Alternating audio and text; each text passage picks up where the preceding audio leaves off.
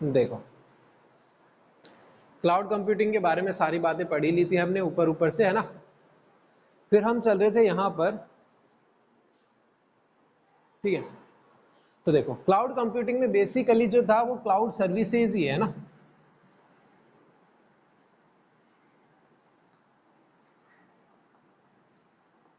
Cloud computing में basically cloud services ही है ना। तो ये तीन तरह की बेसिकली सर्विस प्रोवाइड करी जाती है। एक होता है आपका सास, एक होता है आपका पास, और एक होता है आपका ईयास। याद कैसे करोगे? याद ऐसे कर सकते हो कि फर्स्ट कैरेक्टर तीनों के देखो तो क्या आएगा आपके पास, आईपीएस, है ना। आईपीएस, नीचे से चलोगे तो आईपीएस आएगा। आईपीएस, आईपीएस आपको पता ही है, आईएएस आईपीएस वगैरह। हाँ, ये पढ़ा दिया था ना, बस ऐसे ही। ठीक है, ये फुल फॉर्म बता रहा था आपको याद करने के लिए कि इस तरह से आप याद कर सकते हो इसको। तो देखो, अब क्या है कि इसके बारे में हमने थोड़ा सा बात करा था ये कि यहाँ पर जो है आपके पास सास जो होता है उसमें आपको एप्लीकेशन जो सॉफ्टवेयर्स है वो अवेलेबल होता है ना। एप्लीकेशन सॉफ्टवेयर्स हम पढ़ ही चुके हैं, इसमें एप्लीकेशन सॉफ्टवेयर्स आते हैं। पास जो होता है इसमें आपका आता है वेब सर्वर वगैरह, है ना।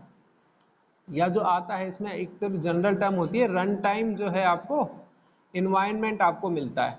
और इसमें आपको मिलता है एक तरह से हार्डवेयर सपोर्ट और कह सकते हैं वर्चुअल मशीन्स, ठीक है। तो ये हमने पढ़ा था कि सास में जो जनरली आपको सर्विस प्रोवाइड होती है, सास में जो जनरली सर्विस प्रोवाइड होती है वो एप्लीकेशन सॉफ्टवेयर होती है। पास में होती है वो रन टाइम इन्वायरमेंट होता है, वेब सर्वर वगैरह, डेटाबेस सर्वर वगैरह, है ना।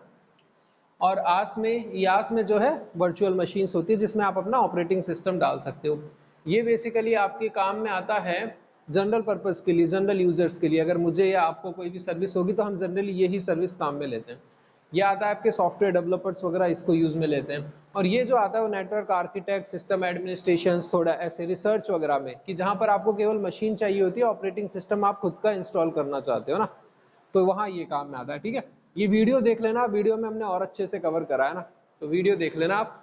तो अब देखो, इसी को ही जो है मैं एक चार्ट से शो करता हूँ आपको, एक पिक्चर शेयर करता हूँ ना स्क्रीन पर। तो वो पिक्चर में थोड़ा सा एक दो चीज़ और मैं बता देता हूँ, फिर उसके बाद अगला लेते हैं। तो स्क्रीन शेयर करता हूँ मैं एक,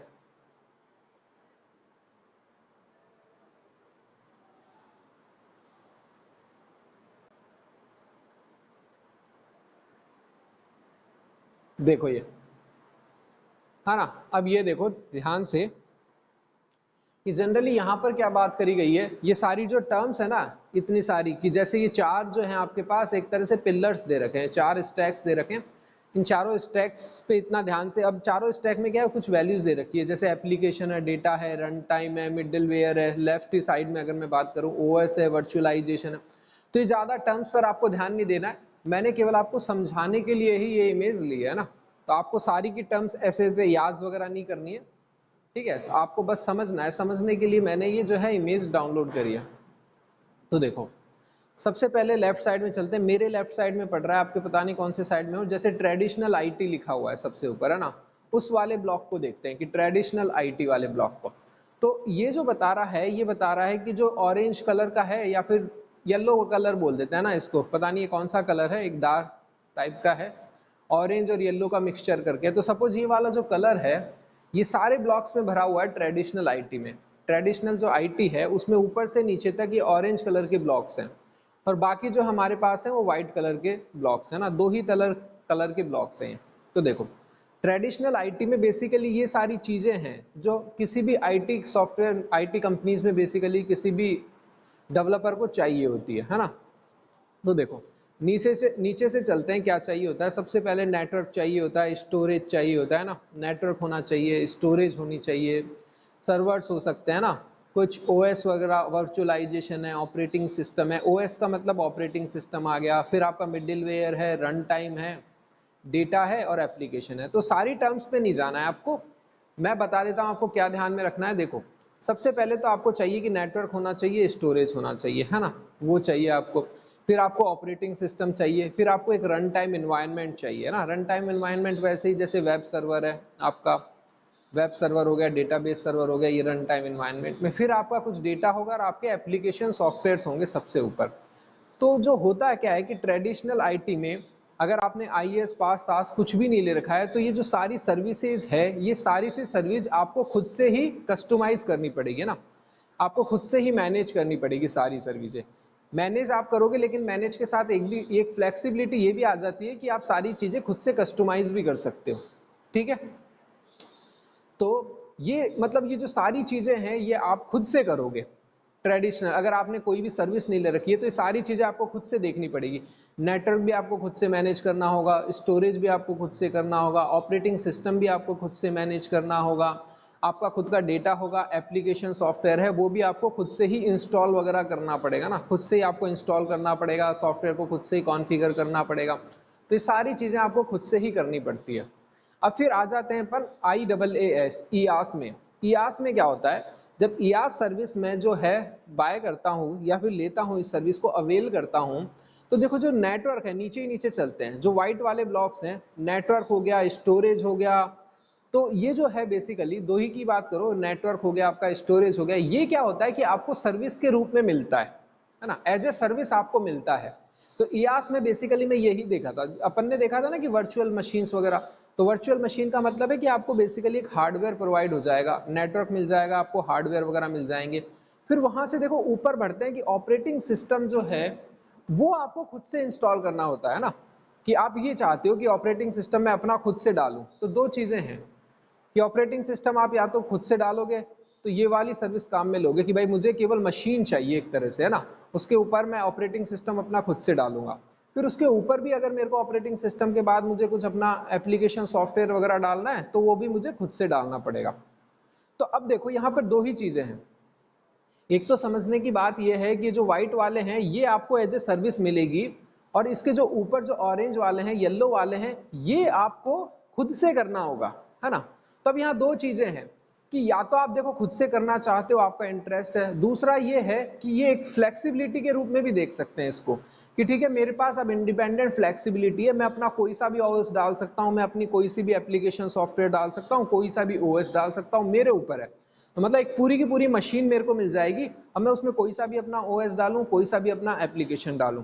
तो इसको आप एज ए सर्विस फ्लेक्सिबिलिटी भी ट्रीट कर सकते हो कि मेरे को एक फ्लेक्सिबिलिटी मिली है कि मैं अपना कुछ भी ओएस डाल लूँ, कुछ भी आईओएस डाल लूँ, मेरे को बस कंप्यूटर मशीन चाहिए थी। और इसको आप एज ए सर्विस भी देख सकते हो कि ठीक है आपको केवल नीचे वाली चीज़ें मिलेगी और ऊपर वाली चीज़ें जो है आप अपने खुद से मैनेज करो, ठीक है। अब देखो दूसरी चीज़ आती है पास वाली, PaaS platform as a service. तो उसमें क्या होगा कि आपको हार्डवेयर तो आपका मिलेगा ही मिलेगा, ऑपरेटिंग सिस्टम भी आपको मिलेगा। तो वहाँ पर आपको फ्लेक्सिबिलिटी नहीं मिलेगी ऑपरेटिंग सिस्टम में कि आप अपना ऑपरेटिंग सिस्टम अब नहीं डाल सकते, आपको जो ऑपरेटिंग सिस्टम मिलेगा आपको उसी पे ही काम करना पड़ेगा, ठीक है। रन टाइम इन्वायरमेंट आपको प्रोवाइड करेगा, जैसे वेब सर्वर के लिए जो इन्वायरमेंट चाहिए होता है वो आपको प्रोवाइड होगा। अब उस इन्वायरमेंट में आप चेंज नहीं कर सकते, आपको फ्लेक्सिबिलिटी होगी कोई भी एप्लीकेशन सॉफ्टवेयर की, आप अपनी मर्जी से कोई सा भी एप्लीकेशन सॉफ्टवेयर वगैरह यूज़ कर सकते हो, डाउन इंस्टॉल वगैरह कर सकते हो, ठीक है। तो ये आ गया इसमें। और सास में क्या आ जाता है, सास में ऊपर से नीचे तक एप्लीकेशन सॉफ्टवेयर भी, ओएस भी और स्टोरेज वगैरह सारी चीज़ें आपको प्रोवाइड होगी।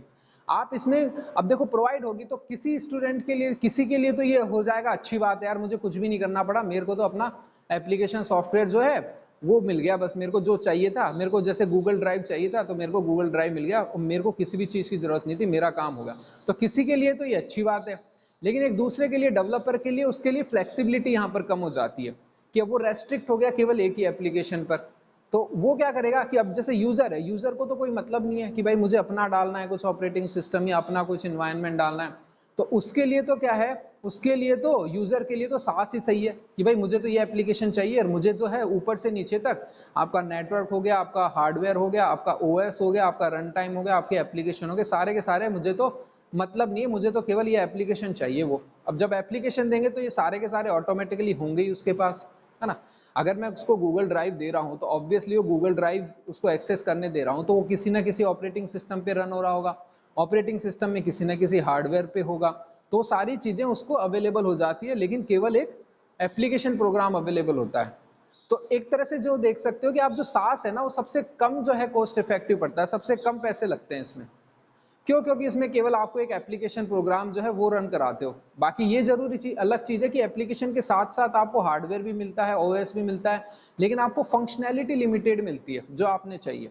वैसे यूजर के लिए अच्छा है कि ठीक है मुझे फंक्शनैलिटी चाहिए, वही मुझे मिल रही है, लेकिन आप दूसरी तरह से देखो तो उसके पास फ्लेक्सिबिलिटी नहीं है अब, कि वो अब अपना कोई दूसरा एप्लीकेशन नहीं डाउनलोड कर सकता, अपना कोई दूसरा ऑपरेटिंग सिस्टम नहीं कर सकता।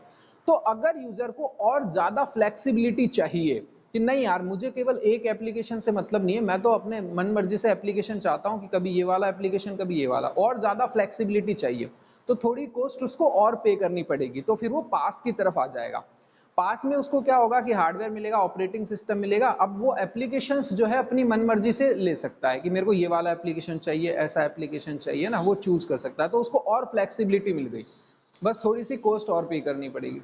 और अगर और ज़्यादा फ्लेक्सिबिलिटी चाहिए कि नहीं मुझे तो ऑपरेटिंग सिस्टम भी अपना ही चाहिए, मैं अपनी मर्जी से ही ऑपरेटिंग सिस्टम डालूंगा, उसमें कोई सा भी ऑपरेटिंग सिस्टम डालूं, कभी कौन सा डालूंगा कभी कौन सा, फिर उसके ऊपर अलग अलग से रन इन्वायरमेंट लगा लगा के अलग अलग से एप्लीकेशन टेस्ट वगैरह करूंगा, तो ये बेसिकली काम ही में उनके आता है, नेटवर्क आर्किटेक्ट, सिस्टम एडमिनिस्ट्रेटर, या जो ऊपर लेवल पे होते हैं डेवलपर्स वगैरह, उनके काम में आता है।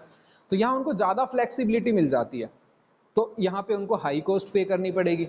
ठीक है, तो अब ये इस चीज़ को देखो, तो ये इस तरह से हो गया, सास हो गया, पास हो गया, आपका ईआस हो गया।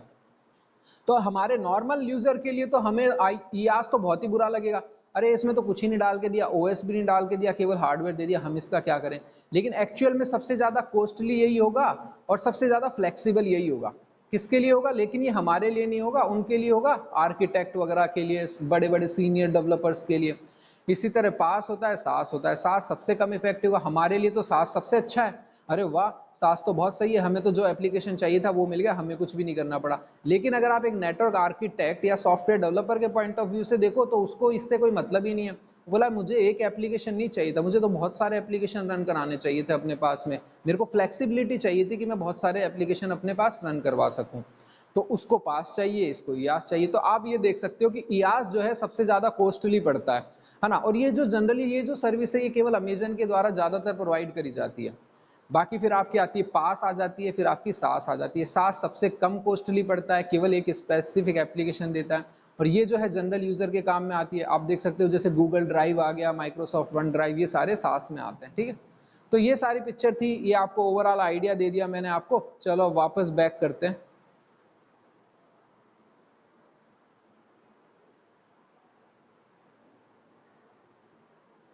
आ जाओ। ठीक है, देख लिया सबने अच्छे से, है ना। अगर किसी को फिर भी थोड़ा कंफ्यूजन है तो वीडियोस को है ना दोबारा से देखना। सर ये पढ़ा दिया था, हाँ बेटा वो पढ़ा दिया था, लेकिन अभी देखा ना ये चेंज हो गया था कुछ। ठीक है, तो ये देखो, ये अपन ने सारा देख लिया कि क्या क्या उसमें डिफरेंसेस होते हैं, कौन सी चीज़ कैसी हो जाती है। ठीक है, तो ये आ गया। फिर भी थोड़ा कन्फ्यूजन है तो वीडियो जो है मैं अपलोड कर दूंगा, आप एक बार फिर से देखना, दोबारा समझ में नहीं आएगा तो फिर बताना कि सर अभी भी समझ में नहीं आ रहा, तो फिर डिस्कस कर लेंगे। ठीक है, तो ये आपका हो गया सारा। अब आते हैं अपन एक और चीज़ के बात में, कि अपन ने देखा कि ये सर्विस प्रोवाइडर्स कौन कौन से हैं। सर्विस प्रोवाइडर्स बेसिकली आपके कौन कौन से, अमेजोन जो है ये बेसिकली आपका ईआस जो है मेजरली अमेजोन प्रोवाइड करता है, यहाँ पर अमेजोन रूल करता है जनरली। अमेजोन हो गई आपका, गूगल आ गई, ये सारे सर्विस प्रोवाइडर्स हैं ना, गूगल है आपका, और भी सारे सर्विस प्रोवाइडर्स हैं। तो इन सब सर्विस प्रोवाइडर्स में एक और सर्विस प्रोवाइडर है, वो है government of India. Government of India भी जो है क्लाउड सर्विसेज प्रोवाइड करता है। अब इसके बारे में देखते हैं।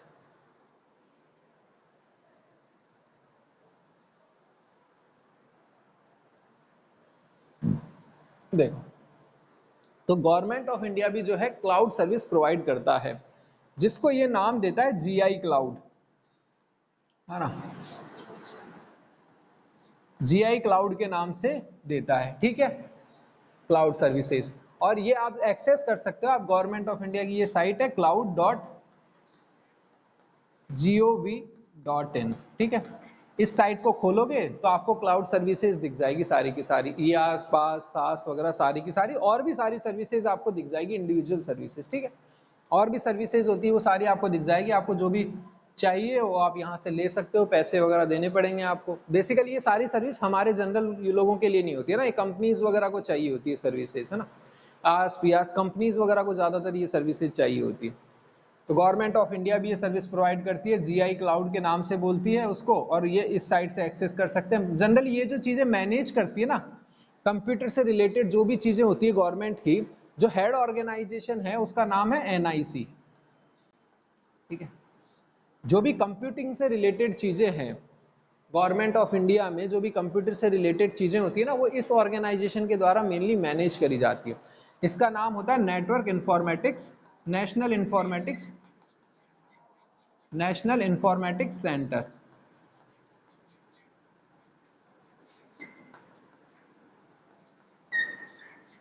ये ठीक है, एनआईसी होती है जिसके द्वारा ज़्यादातर जो है कंप्यूटर से रिलेटेड जो चीज़ें होती है वो इसके द्वारा मैनेज करी जाती है। ठीक है, अब एनआईसी के अपने कुछ डेटा सेंटर और भी कुछ था इसमें, एक दो पॉइंट। हाँ, इसको मेघराज भी बोलते हैं, जीआई क्लाउड भी बोलते हैं और इसको मेघराज भी बोलते हैं, मेघराज। ठीक है, ऐसे ही नाम दे देते हैं उसको, मतलब पॉपुलर बनाने के लिए अलग अलग नाम दे देते हैं। नहीं तो जीआई क्लाउड यही बहुत था, cloud.gov.in, बट लेकिन उसको एडवर्टाइजमेंट के लिए उसको अलग अलग नाम दे देते हैं, जैसे मेघराज दे दिया, जीआई क्लाउड बोल दिया इसको। यहां से आप इसको देख सकते हो। ठीक है, अब देखो ऐसे ही जो है आपके एक डेटा सेंटर्स होते हैं ना, तो ये तो हो गया। अब इसमें आपके क्या होते हैं, कुछ डेटा सेंटर्स भी होते हैं। डेटा सेंटर क्या होते हैं, देखो डेटा सेंटर्स ये होते हैं कि जो बेसिकली अलग अलग ऑर्गेनाइजेशंस होती है ना किसी भी, जैसे गवर्नमेंट ऑफ इंडिया के अंदर अलग अलग ऑर्गेनाइजेशंस है बहुत सारी, तो कोई ना कोई किसी ना किसी तरह से अपना जो डेटा है वो डेटा सेंटर्स पे स्टोर करता है। तो मतलब एनआईसी जो है बेसिकली सारा डेटा मैनेज करता है अलग अलग डिपार्टमेंट का, है ना। अलग अलग जो भी डिपार्टमेंट हैं उनका कंप्यूटर से रिलेटेड ऑनलाइन जो भी डेटा होता है वो एनआईसी मैनेज करता है। तो सारा जो डेटा होता है वो डेटा सेंटर्स पे रखा जाता है। ठीक है, तो आप ये देख लो जो आपकी क्लाउड सर्विस का जो डेटा है वो भी डेटा सेंटर्स पे ही आएगा, है ना। जो भी हम क्लाउड सर्विस यूज में लेंगे तो वो सारा डेटा जो है डेटा सेंटर्स में स्टोर करा जाता है। बड़े बड़े डेटा सेंटर्स होते हैं आपकी, जो इतनी एनबीएफ स्कूल है ना, इससे बड़े बड़े डेटा सेंटर्स होते हैं, वहाँ पर जो है डेटा आपका स्टोर रहता है, वो चाहे क्लाउड सर्विस के थ्रू हो या फिर दूसरा कोई भी डेटा हो। ठीक है, तो हो सकता है गवर्नमेंट की जो अपनी अपनी जो ऑर्गेनाइजेशन से अलग अलग डिपार्टमेंट्स है वो सारे के सारे अपना डेटा जो ऑनलाइन उनको करना है वो सारा का सारा डेटा सेंटर्स में स्टोर रहता है, और एनआईसी ये सारा मैनेज करती है। अब देखो यही चीज जो है राजस्थान में कौन मैनेज करता है, डेटा सेंटर राजस्थान गवर्नमेंट का भी होता है, उसका नाम होता है डीओआईटी, है ना। वो डीओआईटी मैनेज करती है। डीओआईटी एंड सी एक डिपार्टमेंट है राजस्थान गवर्नमेंट का, है ना। राजस्थान गवर्नमेंट का एक डिपार्टमेंट है डीओआईटी एंड सी, वो जो है राजस्थान गवर्नमेंट का डेटा मैनेज करता है। उसका नाम क्या है जी, राजस्थान स्टेट डेटा सेंटर। ठीक है, वो है आपका Rajasthan state data centre.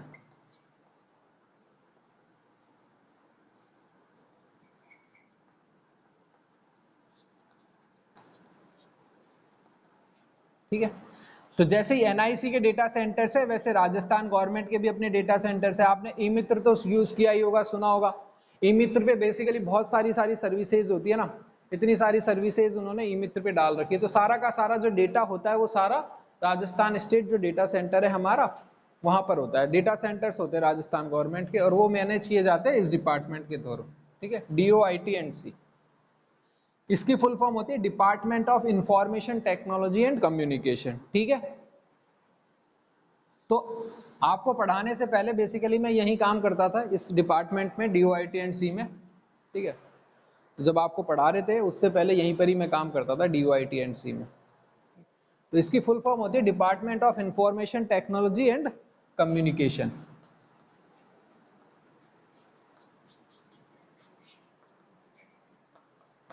Department of information technology and communication,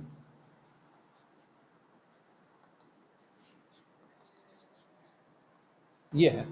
वहां पर एनआईसी होता है, नेशनल इंफॉर्मेटिक्स सेंटर, वो सारा डेटा मैनेज करता है। और यहाँ पर जो है डीओआईटी एंड सी होता है जो सारा डेटा मैनेज करता है। बेसिकली इनको डेटा सेंटर्स बोलते हैं ना, जो भी एरिया होता है जहाँ पर ये सारा डेटा रखते हैं उसको डेटा सेंटर्स बोलते हैं ना। बड़े बड़े आपने देखे होंगे, कभी देखना नेट पे ही सर्च करके देख लेना डेटा सेंटर कैसे दिखाई देते हैं। बड़े बड़े डेटा सेंटर्स दिखाई देते हैं ऐसे खूब सारे। थोड़ा सा कोल्ड इन्वायरमेंट वहाँ पर रखना पड़ता है कहीं आपका गर्म ना हो जाए। ठीक है, तो बेसिकली ये तो आपकी जो है क्लाउड सर्विसेज हमको जनरल पब्लिक को प्रोवाइड नहीं करती है क्लाउड सर्विसेज, लेकिन हाँ जो आपका एनआईसी है वो बेसिकली क्लाउड सर्विसेज भी प्रोवाइड करता है, ठीक है। ये केवल डेटा स्टोर करता है, आपस में इंटरनल काम करता है, इंटरनल डिपार्टमेंट्स में ये आपका क्लाउड सर्विसेज भी प्रोवाइड करता है, ठीक है। तो ये सारा हो गया आपका क्लाउड कंप्यूटिंग के बारे में, ठीक है। अब ये होता है हमारा खत्म और हमारा नेक्स्ट चालू होएगा फिर ग्रिड कंप्यूटिंग। देख लो इसको।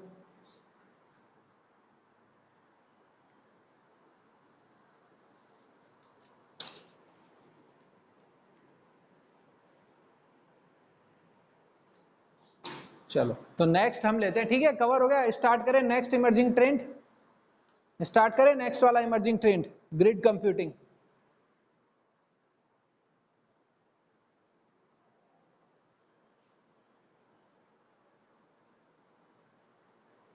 चलो बढ़िया है।